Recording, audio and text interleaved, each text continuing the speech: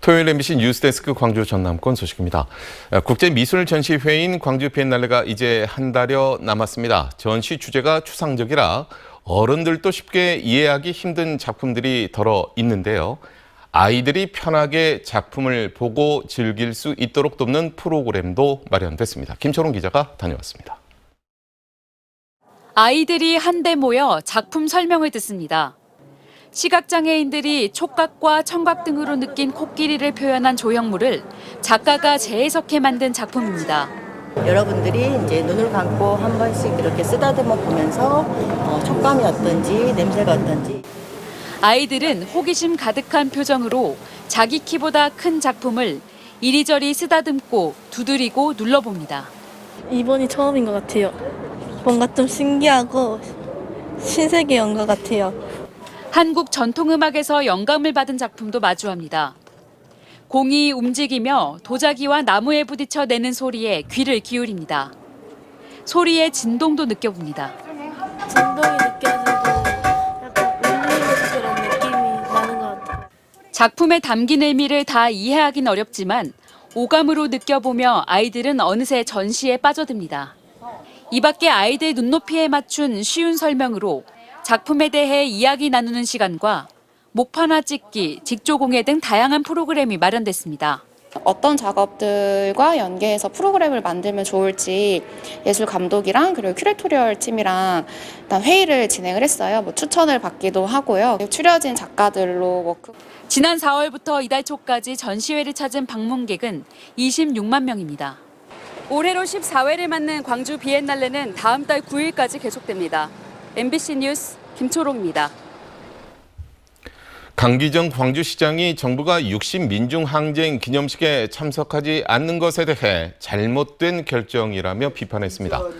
강 시장은 오늘 본인의 SNS에 60 항쟁은 모든 국민의 자랑스러운 민주주의 승리의 역사라며 정부가 기념식에 참여하지 않는 것은 참으로 잘못된 결정이라고 밝혔습니다. 행정안전부는 지난 2007년 국가기념일 지정 이후 매년 60 기념식을 주최해 왔지만 올해 행사에는 불참했습니다. 한국토지주택공사가 신축 연립주택을 매입해 주거 취약계층에게 시세보다 40% 낮은 가격으로 임대해주는 사업을 하고 있습니다. 올해 광주 전남에서 민간 신축주택 800여 가구를 매입해서 공급할 예정이라고 합니다. 서희령 기자가 취재했습니다. 목포의 한 연립주택. 지상 5층 규모로 24세대가 입주할 수 있습니다. 현재 소유주는 한국토지주택공사. LH는 해당 건물을 민간 신축 매입 약정 사업으로 확보했고 최근 입주가 시작됐습니다. 민간 사업자가 건축하는 주택에 대해 미리 구매 약속을 체결하고 준공 후 LH가 매입해 임대주택으로 공급하는 사업입니다. 공급 대상은 취약계층, 청년, 신혼부부 등으로 월세는 다른 연립주택보다 30에서 40% 저렴합니다. 그거는 보증금 없이 그런 건데 수급자 안에서 예를 들어 처음 사업을 때 주택보다는 더 나았대. 가격도 더 싸고요. 민간 신축 매입 약정 방식으로 LH가 목포에 공급한 임대주택은 지금까지 185가구에 달합니다. LH는 민간 신축 매입 약정으로 올해 광주 전남 지역에서 신축주택 884가구를 추가로 매입하는 등 공급을 확대할 예정입니다. 세대별 주거 전용 면적은 85제곱미터 이하 주택입니다. 기초공사, 골조공사, 마감공사, 준공, 매매계약 이후의 시기에 총 5단계 품질 점검을 통해 보다 양질의 주택을 취약계층이 이용할 수 있다는. 한편 LH는 매입임대 매입가 산정 방식을 개선해 민간이 건설한 준공주택을 매입할 경우 주변 시세가 아닌 원가 수준 이하로 매입 가격을 책정할 계획입니다. MBC 뉴스 서희령입니다. 광주 지역의 아파트 분양 시장이 전달에 비해 개선된 것으로 나타났습니다.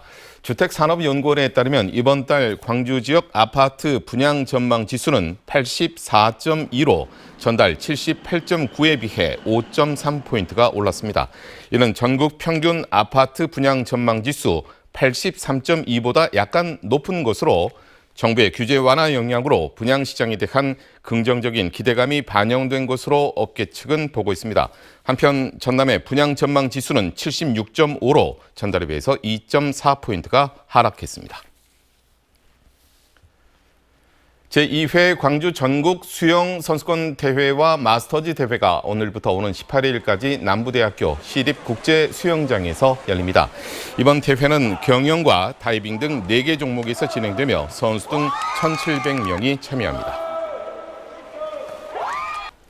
김가람 국민의힘 전 청년 대변인이 국민의힘 최고위원으로 당선됐습니다.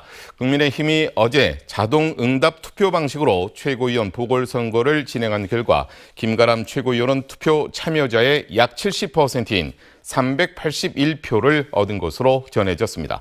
김 최고위원은 호남 출신 40대로 기성세대와 청년 세대를 잇는 역할을 하고 싶다고 당선 소감을 밝혔습니다. 우리 정당은 오늘 저를 오늘 광주 전남 대부분의 지역에서 낮 최고 기온이 30도 안팎으로 더운 날씨를 보인 가운데 비 소식과 함께 더위가 한층 가라앉겠습니다. 오늘 밤까지는 곳에 따라 5에서 30mm의 비가 오겠고 다시 내일 낮부터 저녁까지는 5에서 40mm의 소나기가 내리는 곳이 있겠습니다. 내일 낮 최고 기온은 광주와 나주, 담양, 화순이 29도 등으로 오늘보다 1, 2도가량 낮을 것으로 예상됩니다. 여수 생활형 숙박시설의 오피스텔 용도 변경을 위해 주차장 시설 조건을 완화하는 주민 조례 발의가 추진되고 있습니다. 지난 5일부터 시작된 주민 조례 발의 요청 서명에 오늘까지 3,600여 명이 참여해 필요 서명 인원인 3,300여 명을 넘어섰습니다. 주민 발의 요건이 완성되면 여수시 의회는 관련 조례를 심의 의결하게 됩니다. 하지만 조례 개정을 놓고 시민사회단체의 반발이 이어지고 있어서 주민 발의가 이루어지더라도 의회를 통과할지는 미지수입니다.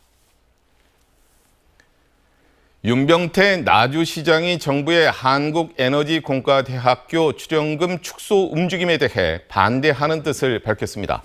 윤 시장은 어제 광주 MBC 라디오에 출연해 한국전력 적자 경영을 이유로 한 출연금 축소는 본말이 전도된 것이라며 국가적 필요와 특별법 제정을 통해 설립된 대학을 법에 따라 국가가 적극 지원해야 한다고 밝혔습니다. 또 호남이 잘 살려고 만든 단순 대학이 아니다며 에너지 대전환 시대 국가 에너지 안보 차원에서 설립된 인재 양성 대학이라고 덧붙였습니다. 중국산 소금을 국내산 천일염으로 속여판 유통업자가 항소심에서 원심보다 더 많은 추징금을 부과받았습니다. 광주지법 제2형사부는 해당 유통업자의 항소심에서 징역 1년에 집행유예 2년, 추징금 5,382만 원을 선고했는데 추징금 액수는 1심보다 2배 넘게 늘었습니다.